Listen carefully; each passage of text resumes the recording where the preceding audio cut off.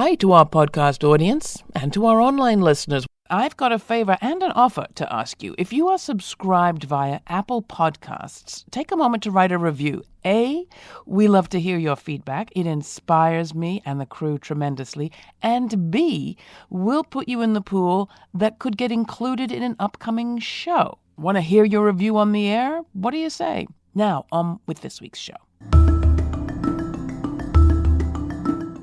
Hi, I'm Laura Flanders, and this is The Laura Flanders Show, the TV and radio program that seeks to raise radical spirits by interviewing forward-thinking people with real-life models of shifting power from the few to the many in the worlds of arts, entrepreneurship, and governance. For decades, governments, international institutions, and global corporations have been privatizing public resources and selling nationally owned industries off into private hands. The neoliberal agenda was supposed to make our lives better, but in 2020, cities around the world face record levels of homelessness, and global income inequality has soared to an all-time high. So much you know. What you less often hear is the other side of the story. I've spent much of the last 20 years reporting on people and projects that provide an alternative, and sometimes these days that looks like deprivatization. In just the last decade, more than 2,400 cities in 58 countries have brought privatized resources back under public control. In late 2019, I went to Amsterdam to attend The Future is Public, a gathering of hundreds of organizers, scholars, and elected officials who reject the idea that private is always better. If the future is indeed public, these may just be the people who will bring that future about in cities and towns across the world.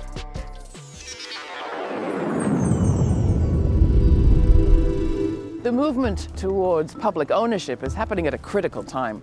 Climate change requires that societies change, but we're already stretched to a breaking point. In conditions like this, it's easy for right-wing politicians and movements to take advantage of people's desperation. Can new models of public ownership provide a way for societies to cohere, to come together, and to provide quality public services and housing and healthcare and food and water for everyone? That's the question. Are we at a tipping point? To find out more about the Future is Public conference, I've come to speak with Fiona Dove, the longtime director of TNI, the Transnational Institute, a research and advocacy group based in Amsterdam that is co-hosting the conference. We met between sessions in Taiba Mosque, one of the two venues for the event in Amsterdam's Biltmermeer neighborhood, home to immigrants from over 150 countries.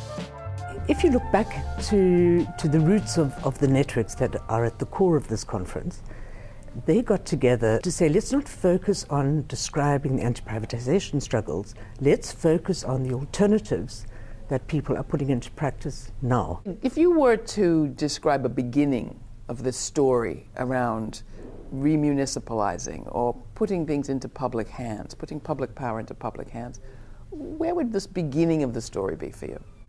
I think the beginning would be Chile, 1973, and certainly the beginning for TNI, because that's when we started dealing with the questions of privatization and all the pillars of neoliberalism as it's come to be known. So the coup in Chile was a neoliberal coup. It was Pinochet came in with the help of the Chicago boys and experimented. Chile was a laboratory for neoliberalism. And there's a kind of poetry in now seeing the uprising in Chile today, which has been a long time coming. But we're hoping that that's also symbolic of the final collapse of this paradigm. So what's changed? What's happening now is a sense that we've reached that tipping point where it's absolutely clear that it's not in the public interest to privatize all social services. It's no longer a discussion. The private sector can never deliver public services because there isn't sufficient profit in it, and you can't cut off, in modern society, certainly not, you can't cut off the majority of the population from public services. Water is life has become a rallying cry in communities around the world, from the Standing Rock Reservation in North America to the cold, dry highlands of Bolivia. In Lagos, Nigeria, the African continent's largest city, millions of people struggle to have clean water, while the local government threatens to sell the water supply. Akinbode Oluwafemi is an organizer with Nigeria's Environmental Rights Action Group. He helped launch a movement against the PPPs, or private-public partnerships, that his city's notoriously corrupt government has favored as a way to cut costs and make money off Lagos's infrastructure and resources. We knew that multinational water corporations saw Lagos as the entry post into Nigeria and into Africa. So if we stop them in Lagos, we'll stop them in Nigeria and we'll stop them in Africa. We don't want Africa as a playground of failed development models around the world. So we need to organize our people and resist them. And that's exactly what we're doing. What is the relationship between the neoliberal model, neoliberalism, privatization, and corruption? In Africa, most PPP arrangements, these corporations come in with their beautiful PowerPoints, with their portfolio, and then they come to government, they sign an agreement to take over this infrastructure. Governments give them a bond to go to our local banks again to borrow money. They don't even bring in the money. And when they fail, the government, our people, are then made to pay this. This is scam. This is fraud. That's what it is. And we're saying, no, we can't allow this to happen in the water sector, because we need water to stay alive, and that water should be democratically controlled by our people. That's exactly the reason why we started to resist PPP or privatization in Lagos and in Nigeria. What do you think made people so receptive to protest this time? So let me be very specific. I'll talk about water. So I'm African. So there's cultural rights to water. Water is communally owned. So we do have this attachment. I grew up in the village. And so you have rules that guide how we use water. And specifically, when you sit down to unpack those rules, you find out that our ancestors realized that this is a commonwealth that must be protected for this generation and generation unborn. So you are not allowed to unduly exploit those resources for your profit or for anything. So I now moved to the city and was shocked. I was culturally shocked to see how privatization, commercialization is taking over the water sector rather than, the principle of protecting it for the common good. And then you then study further, and you then see, those eating out of these multinationals who originally will give what they call grants or ODAs, but ultimately they're using it to promote the entry of their private companies.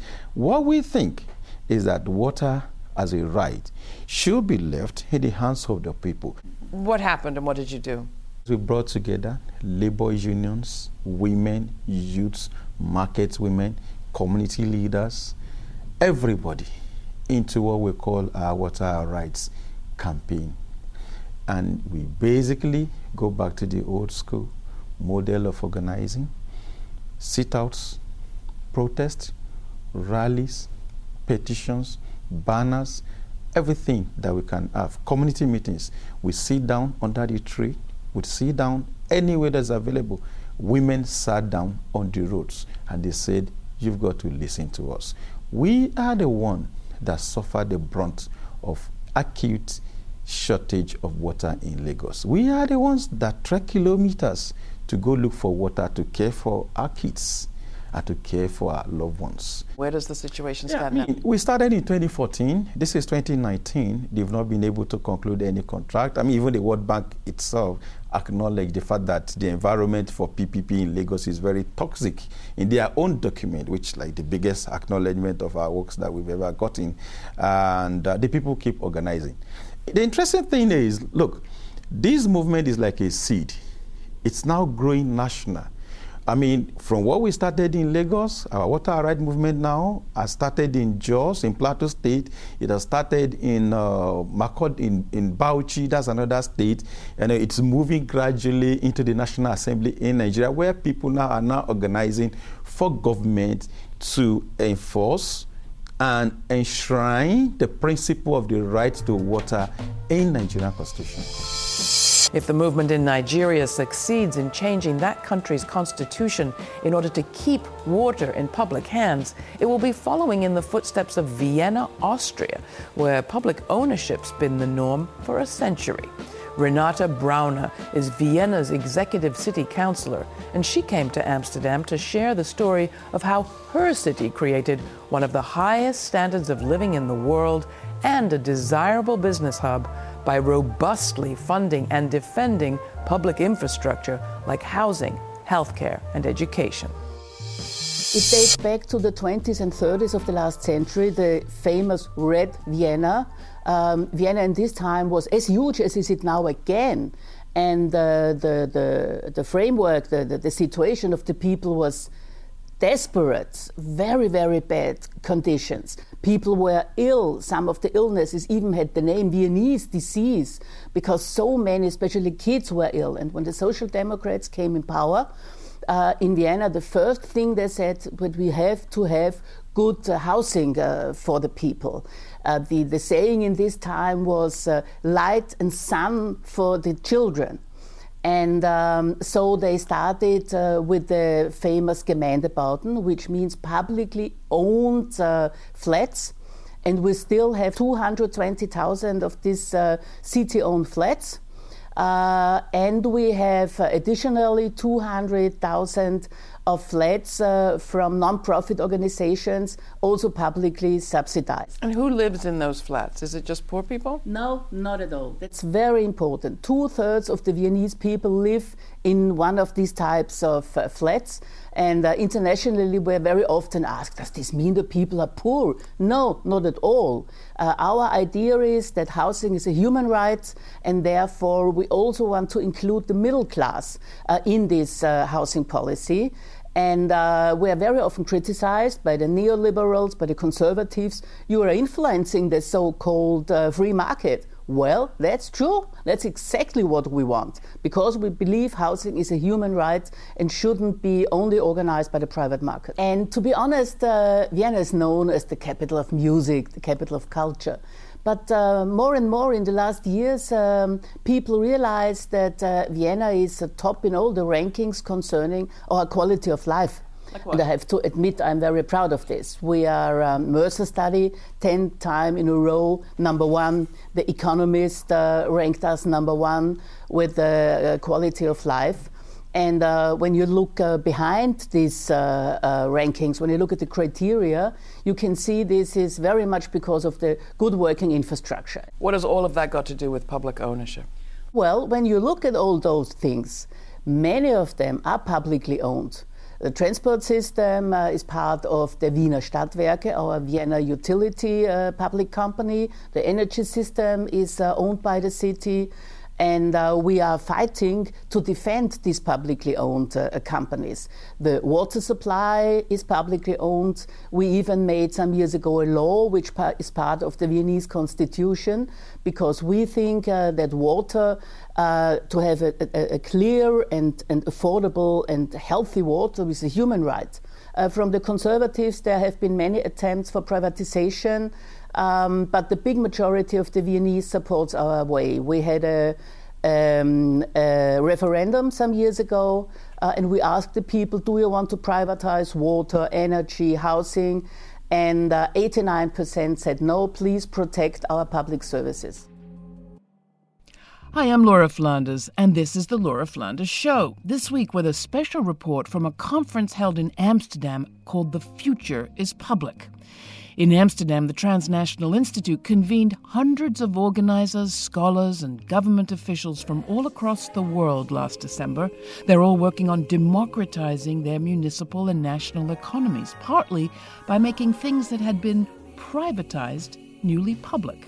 So far, we heard from Renate Brauner from Vienna, Akinbode Oluwafemi from Nigeria, and Fiona Dove, Executive Director at the Transnational Institute. Next, Asima Sheikh, who's a councillor at the London Borough, which is to say like City Council, of Islington, part of London, and Rodrigo Hurtado Osbar, who is Executive Director of something called the Open University of Recoleta, which is a suburb of Santiago in Chile.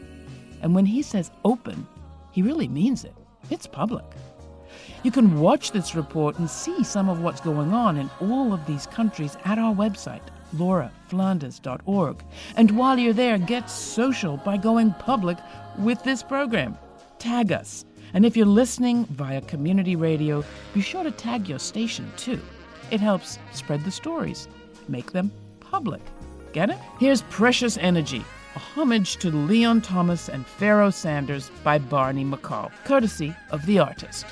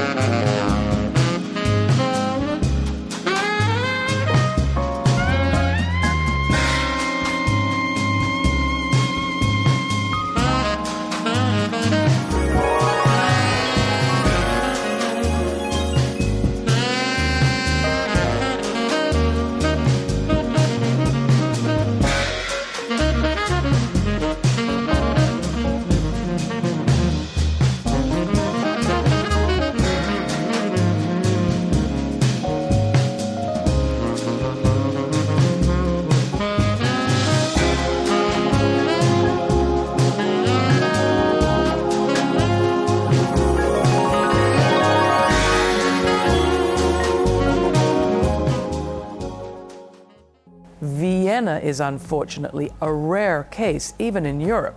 London stands in stark contrast. In the 1980s, Prime Minister Margaret Thatcher's government encouraged local governments to cut public payrolls and hire private companies instead.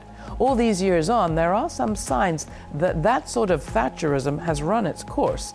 Asima Sheikh is a city councillor from the London borough of Islington, where she and her Labour Party colleagues have been ending outsourcing and rehiring public workers. So tell us a little bit about growing up, the environment that you were coming up in, and what it was that got you to join the Labour Party. I joined the Labour Party in the 1980s during the miners' strike in 1984. It was a major strike in the UK. It was under Margaret Thatcher, under the Cold War and under Ronald Reagan. I had a great interest in international politics, but the thing that motivated me to join the Labour Party was Thatcher's attempt to break the unions. And I remember as a 16-year-old standing outside my local supermarket collecting tins of food for the miners. So fast forward to now, what's your job, what do you do, and what are you up against? What are the challenges you face? So I'm an elected Labour councillor for the London Borough of Islington. I represent a ward called Finsbury Park Ward. Jeremy Corbyn is my MP and I'm his local councillor. For Islington, I'm the Cabinet Member for Inclusive Economy and Jobs. We came into power as a Labour administration in 2010, and we came in on a manifesto that recognised that Islington, even though it's in the centre of London and it's thought to be quite affluent, it's a place of stark inequalities.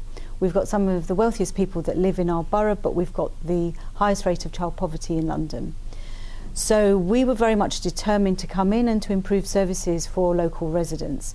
We recognised that a lot of our services had been outsourced to the private sector, and we came in with the promise that we would bring services back in-house because they just weren't delivering for local people. Give us an example.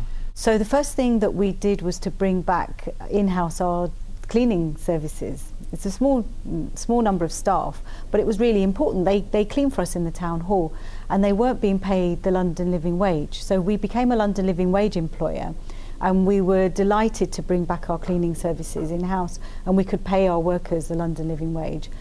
That's quite a small contract, but we had a number of large contracts. So our housing management services, we're a large landlord. We provide public housing to residents. We brought back in quite a large contract of about 20 million or more so. I think I probably got that number wrong. I can go and check. We brought back in our housing services. Then we brought back on our education services and also our refuse and street cleaning. What that has done is two things. Firstly, we're actually improving services. Residents weren't getting a good quality service under those providers. They are getting a better quality service and a more responsive and more democratic. They can hold us to account. And also we're bringing back employees that we can give them good employment conditions and pay them the London Living Wage. Now, isn't this super expensive? It is, but actually we are making savings because it is more efficient. It actually costs more to outsource to a private company because they have to make a profit and they have to pay their shareholders. We don't do that. We can plough the resources back into making a better and more improved service and making sure that we can pay the London living wage. So does that mean Thatcherism is dead, neoliberalism over? A form of neoliberalism at the moment is run its course, and I think it's been under attack quite consistently from a number of different sources.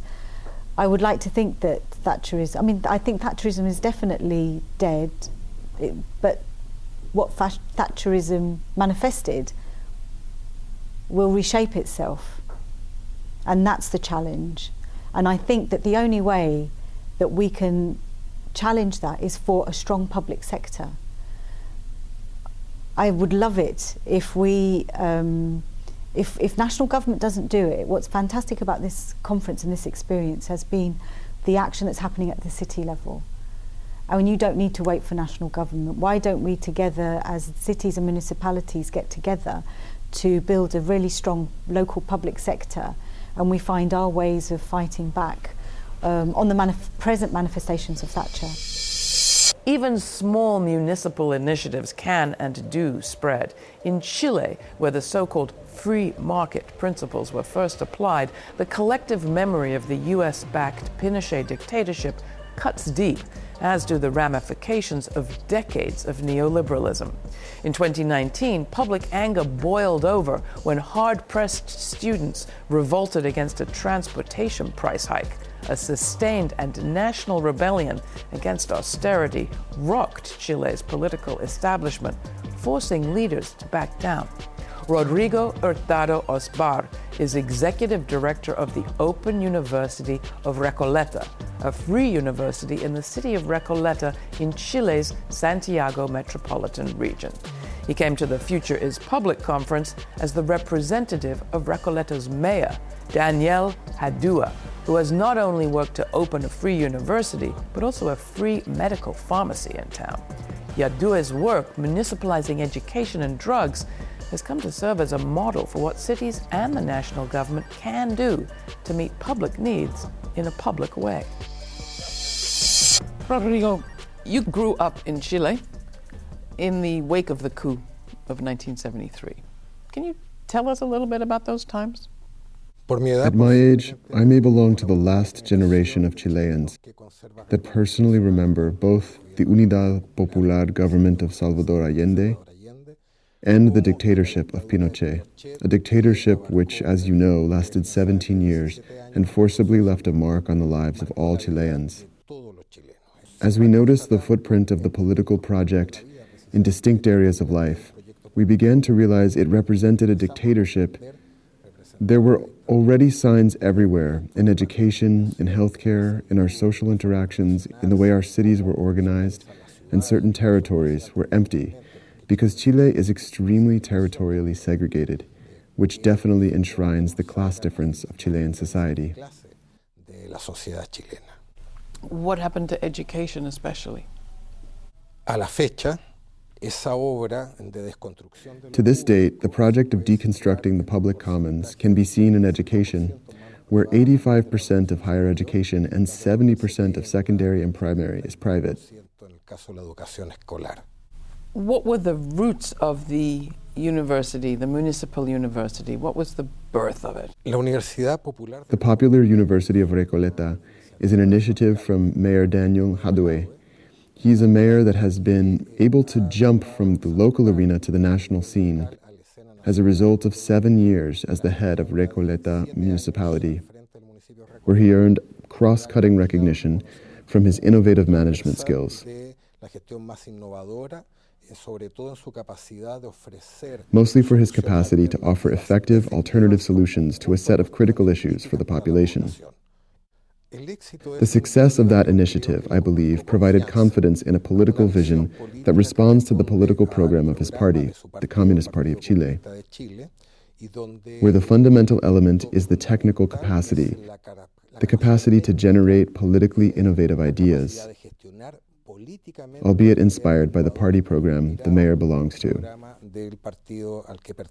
In this sense, the university, like so many other initiatives, the Popular Realty, the Popular Optometrist, the Popular Science Center, the Popular Bookstore, all the initiatives addressing fundamental elements for the development of people have withstood time, and they're being replicated by many other municipalities, setting up the foundation for us to soon imagine, we hope, a valid political alternative to neoliberalism from the left in Chile. What has changed for the children of Recoleta? A good portion of public education has been recovered for us. It's safe to say that the university operates in a school which is emblematic of the municipality. It's one of the oldest schools in all of Santiago, in all of Chile, named Valentín Letelier.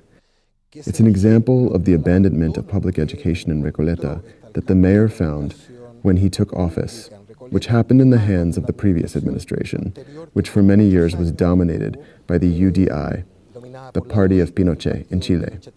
That high school was practically destroyed. It's huge. It had a little more than 100 students at the moment when he took his first term as mayor. Today it has close to 1,000 students of multiple nationalities, because Recoleta has historically housed a large migrant population. Not only have there been upgrades to the physical infrastructure that houses the educational services, there has also been a strong reinforcement of the teaching staff and the academic resources dedicated to the service of learning.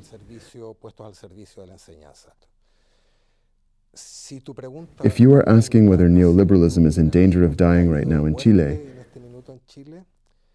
I'd like to entertain hope that the answer is yes. That hope is founded in the cross-sectional popular rebellion that mobilized millions of Chileans and became a politically legitimate totality,